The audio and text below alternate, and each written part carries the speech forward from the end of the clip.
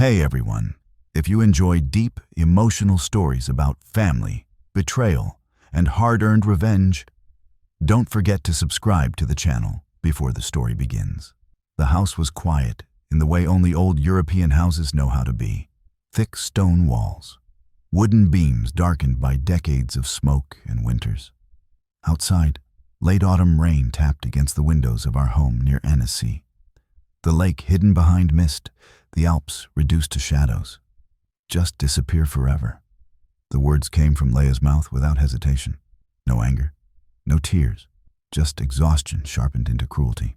She stood at the bottom of the stairs, arms crossed, 19 years old, and already carrying her mother's eyes.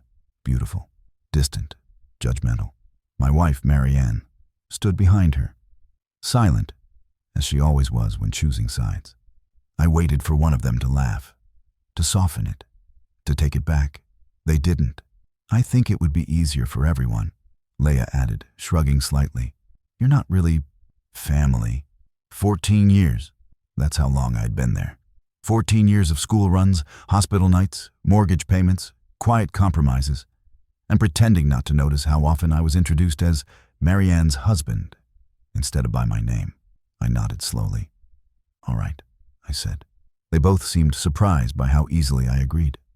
That night, I packed a single bag and slept in the guest room, staring at the ceiling, listening to the rain and the distant hum of cars along the lakeside road.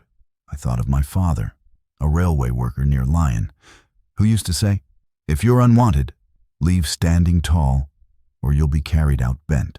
I left at dawn. Marianne didn't stop me.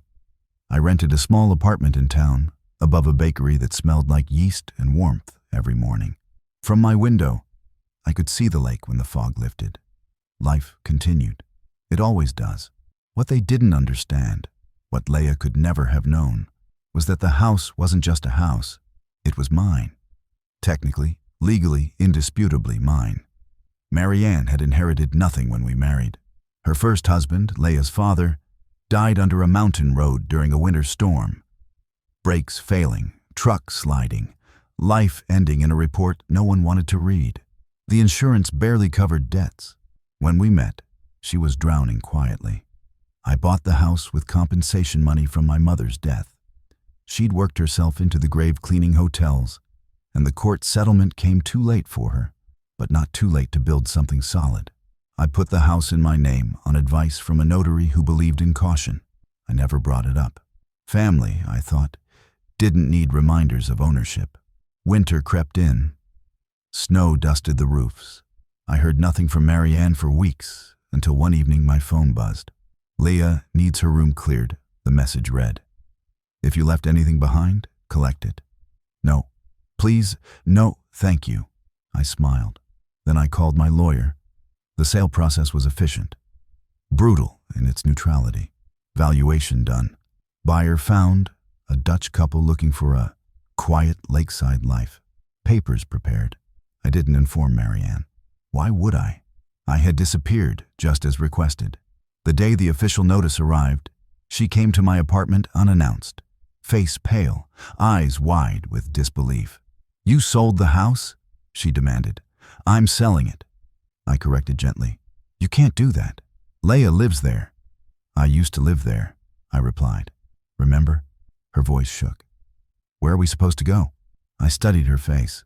The woman I once loved, who had chosen silence over defense, comfort over loyalty. "I suppose," I said. "You'll figure it out. Families are good at that."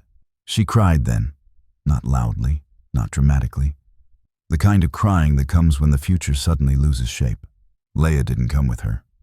Pride has a long memory. The sale closed in January. Snow fell heavily that week, burying the garden Leah loved. The walnut tree I planted, the path I shoveled every winter without complaint.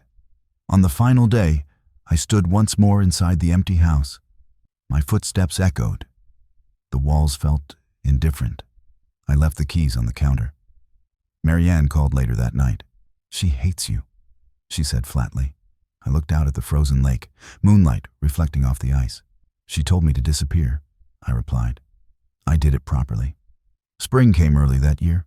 I moved south, closer to Italy. took a consulting role that required travel and solitude. Sometimes, in quiet moments, guilt crept in. I wondered if I'd been too harsh. Then I remembered Leia's voice. Calm, certain, final. Some words cannot be unsaid. Months later, I heard they'd moved into a cramped apartment outside Geneva. Leia deferred university for a year. Marianne worked longer hours. Life became harder. I didn't celebrate. Revenge isn't always loud. Sometimes it's just the refusal to continue sacrificing yourself for people who already decided you didn't belong. One evening, sitting alone on a terrace overlooking vineyards and distant mountains, I raised a glass of cheap red wine to no one in particular. I had disappeared, and in doing so, I finally existed for myself.